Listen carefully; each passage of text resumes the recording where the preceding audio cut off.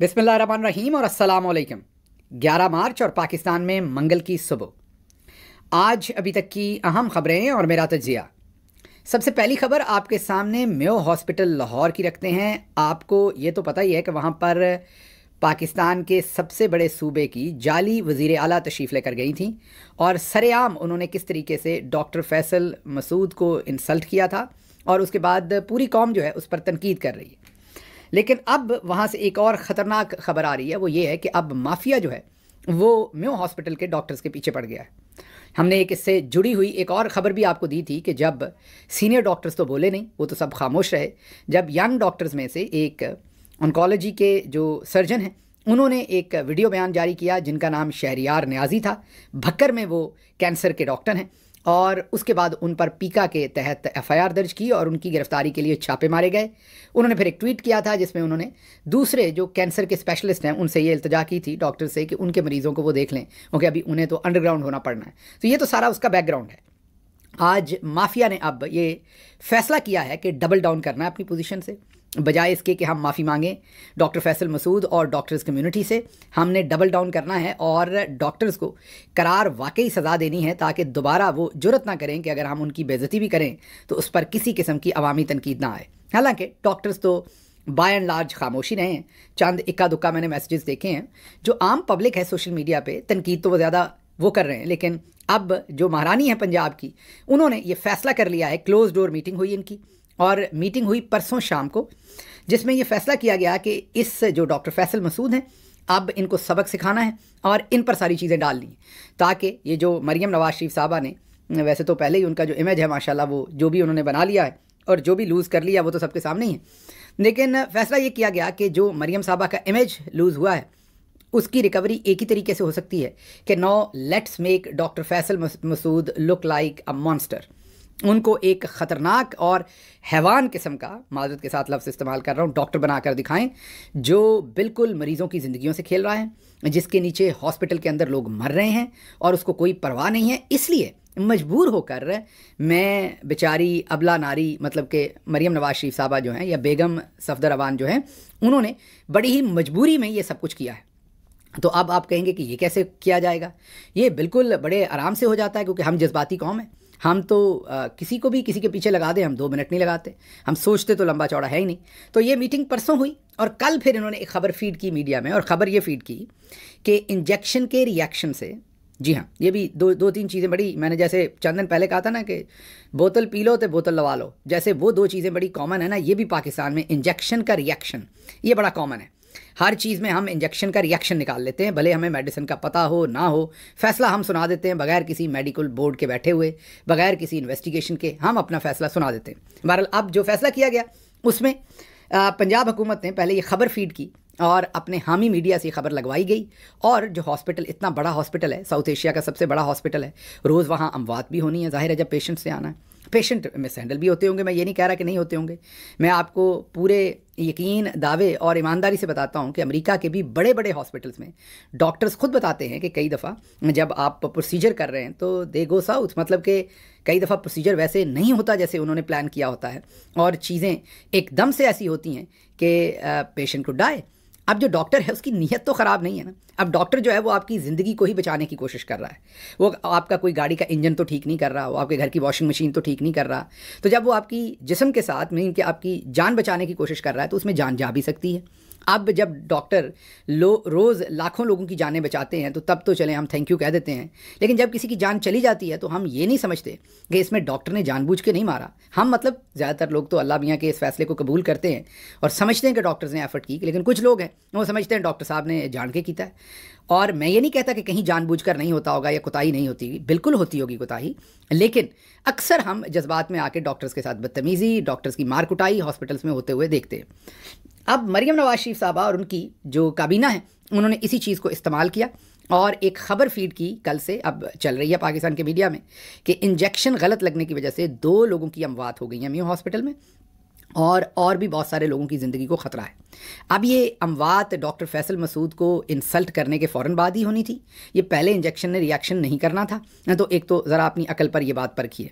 उसके बाद फिर ये पहले खबर दे दी गई, माहौल बना दिया गया मीडिया में, फिर अज़मा बुखारी उतरी मीडिया में और उन्होंने कहा कि ये जो बताया जाता है कि म्यो हॉस्पिटल को प्रॉपर फंड्स नहीं दिए गए, ये झूठ है और हॉस्पिटल के अंदर 1 अरब 33 करोड़ के फंड्स अभी भी मौजूद हैं और फ़लाँ चीज़ 2.5 लाख पड़ी हुई है, फ़लाँ इतनी पड़ी हुई है और जानबूझ के हॉस्पिटल में ये चीज़ें नहीं दी जा रही। अच्छा, इस पर भी मेरा सवाल है।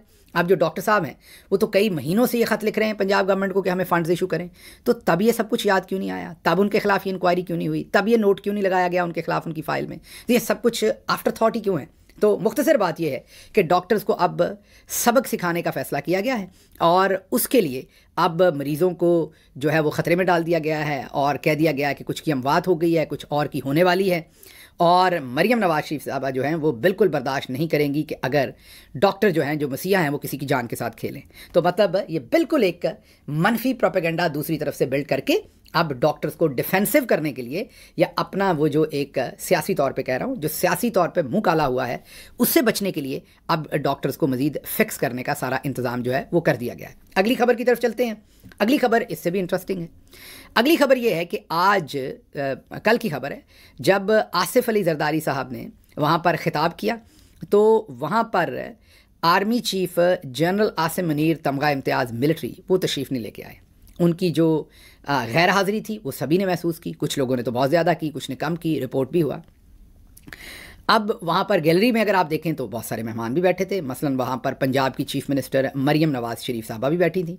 हाल ही में आपको चोलिस्तान का वाक़या भी याद है, वहाँ पर मरियम साहबा की तस्वीर आई थी और वो प्राइम मिनिस्टर की गैलरी में बैठी थी। आर्मी चीफ़ ने भी उसी गैलरी में आके बैठना था नेचुरली। तो एक ही गैलरी थी जहाँ पर चीफ़ मिनिस्टर पंजाब ने भी बैठना था और आर्मी चीफ़ ने भी बैठना था। और उसके बाद आपको याद होगा मेला मवेशियाँ पर भी वो गए थे और उसके बाद जो कुछ पाकिस्तान में डिस्कशंस हुई, मीन जो तनकीद हुई मेला मवेशियाँ पर और सब कुछ, इस दफ़ा भी उन्होंने आना था, प्लान था और वो इस तरफ को आए, लेकिन फिर वो सदर हाउस रुक गए। जी आप दुरुस्त सुन रहे हैं। हालांकि आप गौर करें, जैसे मैंने आपको कहा कि जो इंपॉर्टेंट शख्सियात हैं उसमें कुछ एम्बेसडर भी गए हुए थे, उसमें कुछ और लोग भी थे, गवर्नर्स भी थे सारे के सारे। लाइक कम अज़ कम 2-3 गवर्नर्स तो मैंने देखे, पंजाब के गवर्नर भी मैंने वहाँ मेरा ख्याल देखे, मैंने वहाँ केपी के गवर्नर भी देखे, तो 2 गवर्नर्स तो मैंने देखे कम अज़ कम। गवर्नर्स भी दूर दूर से गए हुए थे। पंजाब की चीफ मिनिस्टर भी ऑल द वे दूर से गई हुई थी। अच्छा, मेरे लिए बड़ी हैरानी थी, मैं आपको सच बताऊँ, ये खबर तो खैर बाद में, हम आर्मी चीफ की खबर तो बाद में कर रहे हैं, हमें पता नहीं थी। और ये खबर भी मीडिया में एक प्रो एस्टैब्लिशमेंट सहाफ़ी ने ब्रेक की, इसलिए आज़ाद सैयद साहब ने ये खबर ब्रेक की, तो ये खबर उनकी है। ये खबर तो बाद में आई, लेकिन मैं खुद से अपने आप से आई वाज क्वेश्चनिंग कि ये तकरीर जो है सदर की, ये आसिफ अली जरदारी साहब ने करनी थी, शहबाज शरीफ ने तो करनी नहीं थी, तो फिर मरियम साहबा ऑल द वे लाहौर से इतनी दूर जाने का उनको क्या शर्फ उन्होंने बख्शा अपने आप को। अच्छा, यहाँ मैं आपको ये भी एक अंदर की खबर दे दूँ कि मरियम साहबा ने वो जो एक रावल डैम के पीछे, जी हाँ, जिसकी स्टोरी ब्रेक की थी डॉन टीवी ने, और ये स्टोरी की थी कि चुपके से वहाँ पर एक बिल्डिंग बन रही है और हमने फिर आपके साथ वो खबर शेयर की थी कि वो बिल्डिंग शायद आवाम की नज़रों से ओझल जब इंसान ने होना हो, सुकून चाहिए हो, या कोई ऐसी मीटिंग्स लॉ एंड ऑर्डर पे कोई भी करनी है जहाँ पर आप चाहते हैं कि आम पब्लिक की आई में आप ज़्यादा ना हो और गहमा गहमी ना हो, तो फिर वो रेजिडेंस जो है वो ज़रूरी होगी। तो अभी जो हमारे पास इत्तलात है मरियम साहबा के रिकॉर्ड से, वो यही हैं कि वो जब आसिफ अली जरदारी साहब का एक ख़िताब सुनने आई तो वो ना ही पंजाब हाउस गई, ना ही वो किसी और जगह पर गई, वो चुपके से वो जो रावल डैम के पीछे उन्होंने एक रहायशगाह नई सरकारी तामीर करवाई है, गवर्नमेंट हाउस उसका नाम रखा है, वो वहाँ पर तशरीफ़ लेकर गई और वहाँ पर उन्होंने आराम फरमाया, या जो भी उनकी एक्टिविटी थी, मीटिंग्स थी जो भी, वो वहाँ रहीं और किसी को उनकी उन एक्टिविटीज़ मीन उनके अराइवल डिपार्चर का किसी को पता नहीं था। वहाँ से वो असम्बली आई। मेरे लिए बड़ी ये अचंभे की बात थी कि वहाँ पर मरियम साहबा क्या करने गई, उनका क्या काम था इस्लामाबाद के अंदर, स्पेशली आसिफ अली जरदारी साहब की तकरीर सुनने। चले सिंध के चीफ मिनिस्टर आए, वो समझ आती है, उनकी पार्टी के हैं, उनके बॉस हैं, लेकिन मरियम साहबा why she would go all the way. अच्छा खैर, फिर बाद में समझ आना शुरू हुई कि मामला क्या था। फिर पता चला कि आर्मी चीफ साहब भी वहाँ पर तशरीफ़ लेकर गए, लेकिन फिर last minute, we don't know what happened, last minute बिल्कुल एजाज सैयद की स्टोरी के मुताबिक बिल्कुल लास्ट मिनट वो रुक गए और उन्होंने फिर सदर हाउस में क़याम किया। मीन वो वहाँ पहुँचे, जो असम्बली है, जिन लोगों ने नहीं देखा उस, आप ये समझिए कि असम्बली की बिल्डिंग के बिल्कुल उकब में अवान सदर है। अवान सदर के अंदर से रास्ता आता है जिसमें आप असम्बली के अंदर आ जाते हैं। तो आर्मी चीफ़ के बारे में आप एजाज सैयद स्टोरी दे रहे हैं कि आर्मी चीफ़ जो है वो अवान सदर में मौजूद थे, 2:30 बजे पहुँच गए, 3 बजे ख़िताब होना था और उन्होंने वो ख़िताब वहीं बैठ कर सुना। जी हाँ, अब ये बहुत मानीखेज बात है कि अगर उन्होंने यहाँ नहीं आना था तो वो सदर हाउस क्यों आके बैठ गए। खिताब तो वो टेलीविज़न पर आर्मी हाउस रावलपिंडी में भी सुन सकते थे। वो क्या इस्लामाबाद में थे इस इलाके में, या उन्होंने आना था या क्या, ये तो अब लोकल रिपोर्टर्स ही ज़्यादा बात कर सकते हैं। लेकिन ये तय था कि उनको इन्विटेशन था यहाँ आने का, उन्होंने शायद यहाँ आना था। लास्ट मिनट उन्होंने ये अब जो अपना आने का इरादा था तर्क किया। अब ये हमें नहीं पता कि क्यों तर्क किया, क्योंकि बहुत सारी चहमगोइयाँ हैं। ये भी हैं कि जैसे पिछली दफ़ा, इस दफ़ा भी वो आते तो सियासतदानों के साथ बैठते। वहाँ पर सिंध के चीफ मिनिस्टर भी थे, वहाँ पर पंजाब की चीफ मिनिस्टर भी थी, वहाँ पर गवर्नर केपी भी थे, वहाँ पर गवर्नर जो पंजाब थे वो भी थे। फिर सियासतदानों के दरमियान बैठते, फिर चहमगोइयाँ शुरू होती, फिर चोलिस्तान की तरह, मेला मुआशियाँ की तरह लोग तनकीद करते कि इसमें सिंध के चीफ मिनिस्टर के बिल्कुल साथ जा बैठे हैं और सिंध के चीफ मिनिस्टर के साथ मुस्कुराहटों का तबादला हो रहा है। और इसलिए मुराद अली शाह साहब वो आए हुए थे क्योंकि उनके बॉस आसिफ अली जरदारी तकरीर कर रहे थे। तो इसलिए ये अब सारे लोग हिसाब लगा रहे हैं कि क्यों army chief last minute cancel कर गए, क्यों नहीं आए। तो बहरहाल उसके बाद फिर जब ये तकरीब ख़त्म हुई, अब इस खबर को छोड़ देते हैं, अगली खबर की तरफ बढ़ते हैं। जब ये तकरीब ख़त्म हुई तो मरियम नवाज शरीफ साहबा बहुत गुस्से में नजर आई। क्यों गुस्से में थी, किससे नाराज़ थी, क्यों थी, ये मुझे नहीं पता। गुस्से में थी क्योंकि उनसे रिपोर्टर्स ने जब सवाल जवाब किए तो उन्होंने कहा कि ये बदतमीज़ी की बुनियाद जो है वो पीटीआई ने रखी है। अब पीटीआई तो 1996 में बनी और मरियम नवाज साहबा के अब्बा और मरियम नवाज साहबा के जो शौहर हैं, उनके ससुर जनाब मियाँ नवाज शरीफ साहब और उनके हवारियों ने बेनज़ीर भुट्टो शहीद की नंगी जाली तस्वीर पीटीआई के बनने से एक दहाई पहले जो है वो हेलीकॉप्टर से नीचे फेंकी थी। तो ये बदतमीज़ी का जो सारा आंसर था, या आप खुद बताती रहीं कि आपके पास लोगों की नंगी फिल्में हैं जो आपने संभाल के रखी हुई हैं और वक्त आने पर आप उन्हें रिलीज़ कर देंगी, और आपने कहा कि मैंने खुद देखी हैं, बहुत गंदी हैं। तो ये बदतमीज़ी आप बता दीजिए, क्या ये सारा कुछ पीटीआई ने आपको सिखाया था? बहरहाल वो बड़े गुस्से में थी, वहाँ से बड़े गुस्से में से गई हैं। पता नहीं अब सदर जरदारी साहब ने कोई ऐसी बात कर दी अपने खिताब में कि उन्हें गुस्सा आया। पता नहीं, मुझे वहाँ पर अली अमीन गंडापुर मौजूद नहीं थे इसलिए उन्हें गुस्सा आया कि अली अमीन गंडापुर क्यों नहीं आए वहाँ पर तकरीर सुनने, या वहाँ पर मुझे सिंध के गवर्नर जो है वो नज़र नहीं आए। हो सकता आए हूँ, मरियम साहबा को उन पर गुस्सा हो कि सिंध के गवर्नर यहाँ क्यों नहीं आए, बट आई डोंट नो। लेकिन वो बहुत गुस्से में वहाँ से तशरीफ़ लेकर गई, जब जा रही थी तो खासे गुस्से में थी वो। अच्छा जी, अगली खबर आपके सामने रखेंगे। आपको मैं अक्सर कहता होता हूँ कि हमारी बदकिस्मती ये है कि हम 95% कम अज़ कम जो है वो इखलाकी तौर पर दिवालिये का शिकार हो गए। इखलाकी दिवालियापन हो चुका है, और मैं कई दफ़ा कहता हूँ ये नंबर तो शायद 98-99% है, लेकिन मैं एहतियाती तौर पर 95% कहता हूँ। एक और ख़बर है, आपको हमने कल परसों जो एक वीडियो दिखाई थी जिसमें हैवानियत हो रही थी, 2 ख़वातीन को गाड़ी से निकाल कर मारा पीटा जा रहा था, उनके बाल खींचे जा रहे थे। हमने आवाज़ उठाई, आप सब ने आवाज़ उठाई, उसका चर्चा बना पूरे पाकिस्तान में। अब उन दोनों पार्टीज़ के दरमियान सुलह हो गई है। ख़वातीन ने लिख कर दिया है कि हमने इत्मीनान कर लिया, वहाँ पर ऐसा कोई वाक़या हमारे साथ गलत नहीं हुआ था, और ये जो नौजवान है ये तो बहुत ही अच्छे नौजवान हैं, इन्होंने हमारे साथ ऐसा कुछ नहीं किया। वो शायद रिपोर्टेडली जमाल नामी शख्सियत का जिक्र हो रहा था जिनकी वीडियोज़ आ रही थी, तो उन्होंने अब उन्हें लिख के बिल्कुल पाक साफ़ कर दिया है। अब आप उठाइए आवाज़ें, आप करिए बातें, लेकिन आप ज़रा खुद सोच लीजिए कि ये हमारा हालात हैं। मैं ये नहीं कह रहा सुलह ना करती, माफ़ ना करती, लेकिन कम से कम अपने स्टांस पे तो रहिए कि ये गलत हुआ है। पूरी कौम ने आपका साथ दिया, आप कहिए गलत हुआ है, लेकिन चले हम माफ़ करते हैं, फिर भी समझ आती है। लेकिन ज़ाहिर है कोई ना कोई पावरफुल शख्सियत होगी उनके पीछे, आ जाएगी खबर चंद दिन में, लेकिन अफसोसनाक वहाँ पर ये सूरत हाल हुई है, यही मैं कह सकता हूँ। अच्छा जी, अगली खबर जो आपके सामने रखनी है वो नए वुज़रा के लिए मिनिस्टर इनक्लेव में बंगलों की अलाटमेंट का रौला तो हमने आपको बताया था कि पड़ा हुआ है, बंगले नहीं मिल रहे हैं।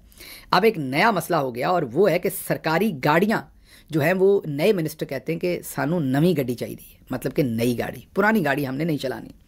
और नई गाड़ियाँ कम थी इसलिए रिपोर्टेडली, और ये रिपोर्ट है, ख़बर है जनाब तारिक अजीज़ 92 न्यूज़ के बड़े जानदार सहाफ़ी हैं, इन्होंने ये ख़बर दी है कि जो नई गाड़ियाँ ख़रीदने का मामला जो है, चंद साल चली हुई या नई गाड़ियाँ क्योंकि मैसर नहीं है, तो इसलिए अब ख्वाजा साहब के अंडर एक कमेटी बनी है, और वो अब कमेटी जायज़ा लेगी और वुज़रा को नई गाड़ियाँ जो है वो ख़रीद के देगी, और शायद 30 के करीब हम नई गाड़ियाँ ख़रीदने जा रहे हैं। ये खबर भी मैंने कहा आपको पता हो, ताकि आप ये ना सोचें कि हम कोई किसी से पीछे हैं। अगली खबर सुन लें, वो इंटरेस्टिंग है इन्हीं नई गाड़ियों के साथ। शहबाज शरीफ हुकूमत ने चंद महीने पहले चीनी एक्सपोर्ट करने की इजाज़त दी थी, क्योंकि ज़ाहिर उनके बेटों की सबकी मिले हैं, एक्सपोर्ट करेंगे, बाहर भी पैसा ज़्यादा मिलेगा, हुकूमत भी सब्सिडी देगी एक्सपोर्ट करते हुए, तो 2-2 दिहाड़ियाँ लगेंगी। अब पाकिस्तान में चीनी की कीमत बहुत महंगी हो गई है, उस कीमत को कंट्रोल करने के लिए अब हम इंपोर्ट करने जा रहे हैं। तो जिन्होंने पहले एक्सपोर्ट करके दिहाड़ी लगाई, अब कुछ लोग इंपोर्ट करके दिहाड़ी लगाएंगे, है ना, इंपोर्ट और एक्सपोर्ट का बिजनेस इसी को कहते हैं। तो ये चौधरी साहब इन तोहफ़ों को लाकर हमारे ऊपर मुसल्लत कर रहे हैं। अच्छा जी, चैंपियंस ट्रॉफ़ी के मेज़बान मुल्क का एक और एहतजाज, पहले पाकिस्तान कहता था नहीं ऐसा कोई मसला ही नहीं है, लेकिन अब बात सामने आई है कि इंटरनेशनल क्रिकेट काउंसिल जो है उसके साथ अब पाकिस्तान का जो क्रिकेट बोर्ड है वो एहतजाज करने जा रहा है कि जो इख्तितामी तकरीब थी उसमें पाकिस्तान के बोर्ड के किसी भी रिप्रेजेंटेटिव को मुंह नहीं लगाया गया, वहाँ पर बुलाया क्यों नहीं गया। इससे पहले भी ये पहली दफ़ा नहीं है, पहले भी पाकिस्तान 3-4 चीज़ों के ऊपर पाकिस्तान का लोगो नहीं लगाया इंडिया की वर्दी के ऊपर, इस तरह से कोई तराने चलने का भी मसला था, तो कई हमने प्रोटेस्ट किए हैं, ये भी एक प्रोटेस्ट। वैसे मोहसिन नकवी साहब के पास तो आसान हल था, आईसीसी के चेयरमैन कोई डाला भेज के दुबई में अगवा कर लेते जैसे पाकिस्तान में करते हैं, है ना, और वो एक एसएचओ की मार कहते हैं पूरा बलूचिस्तान, तो उसी एसएचओ को भेज दें आईसीसी को हैंडल करने के लिए भी। अच्छा जी, अमेरिका से आपके सामने खबर रखते हैं, और वो खबर ये है कि ट्रंप और टेस्ला, आपको पता है एलन मस्क जो टेस्ला गाड़ियां बनाने वाली कंपनी जो है उसके मालिक हैं, वो सदर ट्रंप के साथ जुड़े हुए हैं, और उस वजह से जो सदर ट्रंप के मुखालफिन हैं और अब एलन मस्क के भी मुखालफिन हैं, और एलन मस्क की कुछ बड़ी ही रेसिस्ट किस्म की स्टेटमेंट्स भी हैं, ज़ाहिर है माजी करीब में, मतलब कि तगड़ी किस्म की उनकी बहुत सारी ऐसी स्टेटमेंट्स हैं, आप कह लें कि जो जिसमें से लोग उन्हें एक्यूज़ करते हैं, या आप ये कह लें कि प्रमशाय लगता है कि वो शायद उसमें रेसिज्म का एलिमेंट है, उनके ऊपर बड़ी नापसंदीदगी यूरोप में भी है और दूसरी जगहों पर भी है। अब उस पर पूरी दुनिया में इस वक्त और ख़ुसूसन अमेरिका में भी एहतजाज हो रहे हैं टेस्ला के जो शोरूम्स हैं उनके सामने। सदर ट्रंप ने एक सोशल मीडिया पोस्ट की है और उन्होंने कहा है कि मैं एलन मस्क के साथ खड़ा हूं, जैसे आज उसको मेरे मुखालफिन तंग कर रहे हैं, इन्होंने मुझे भी तंग किया, लेकिन उसका नतीजा क्या निकला, मैं फिर सदर मुंतखब होकर आ गया हूं। उन्होंने साथ ये कहा कि मैं कल एक ब्रांड न्यू टेस्ला ख़रीदने लगा हूं ताकि मैं एंडोर्समेंट करूं और सारे लोग टेस्ला ख़रीदें। तो अब लग रहा है कि टेस्ला के जो उनके ऊपर उनकी सेल्स ड्रॉप हो रही थी उसको शायद सदर ट्रंप के टेस्ला ख़रीदने से देखते हैं कि कितना उसे सहारा मिलता है, क्या मामला होता है। एक खबर है, ये पता नहीं ग्लिच है, खबर है क्या है, हतमी अभी हमारे पास नंबर नहीं है, लेकिन ये खबर क्या, ये हमने खुद देखा है और ये हम आपको गूगल का स्क्रीनशॉट भी दिखा देते हैं। कल 2 घंटे के लिए, माजरत 3 घंटे के लिए, कल अमेरिका के वक्त 4 बजे से लेके 7 बजे, जी हाँ, ये 3 घंटे के लिए पाकिस्तान की जो करेंसी है वो एकदम कम से कम 25 रुपये फ़ी डॉलर के मुकाबले में उसकी कीमत गिर गई, और पाकिस्तान की करेंसी को 275-76 रुपये से बढ़ के एकदम 299 रुपये 299.32 गालिबन या 42 तकरीबन, या शायद 92.92, मतलब आलमोस्ट 300 रुपये के ऊपर वो पहुंच गई। और ये 3 घंटे तक गूगल के ऊपर ये रेट रहा पाकिस्तान का, सिर्फ डॉलर के साथ ही नहीं, पाउंड के साथ, सारी करेंसीज़ के मुकाबले में ये रेट जो है वो पाकिस्तान का गिरा। अब ये ग्लिच थी, कोई इंटरनेशनली कोई हमारी बैंकिंग सिस्टम का प्रॉब्लम था, वाकई करेंसी गिरी, एक आध दिन में पता चल जाएगा, लेकिन ये काफ़ी शॉकिंग न्यूज़ है क्योंकि इस वक्त IMF का बोर्ड जो है वो भी पाकिस्तान में है और वहाँ पर भी मामला जो हैं वो चल रहे हैं, और अभी देखते हैं कि वहाँ पर चीज़ें जो हैं वो किस सिमत निकलती हैं। ये एक हमने आपके सामने एक वीडियो रखनी है क्विकली, और ये आखिरी खबर है हमारी, और वो वीडियो ये है कि फैसल मस्जिद के अंदर अफ्तार हो रहा था, और ये ज़रा गौर कीजिए, वैसे तो हमने हंसना है, हम कौमी तौर पर हंसते हैं, लेकिन ये हंसने वाली बात तो नहीं, रोने वाली है। इंसानियत की इस तरह से तजलील, आप ज़रा गौर कीजिए कि किस तरह से लोगों के माली हालात आप समझ सकते हैं क्या होंगे कि उन्हें 2 वक्त की रोटी मैसर नहीं, वरना इस तरीके से कोई कैसे झपटेगा खाने के ऊपर। तो ये वहाँ पर इफ्तार था और वहाँ पर जो हालात हुए हैं वो आपके सामने हैं, और ये मैं इफ्तार देने वालों को, इफ्तार की जगह पर कोई तनकीद नहीं कर रहा, मैं तनकीद कर रहा हूँ उन हुक्मरानों पर जिन्होंने इन लोगों का ये हाल कर दिया है कि एक खाने के ऊपर इस तरीके से रिएक्शन जो है वो आ रहा है। मुझे यहाँ से इजाज़त दीजिए, अल्लाह आपका हामी और नासिर हो, पाकिस्तान जिंदाबाद।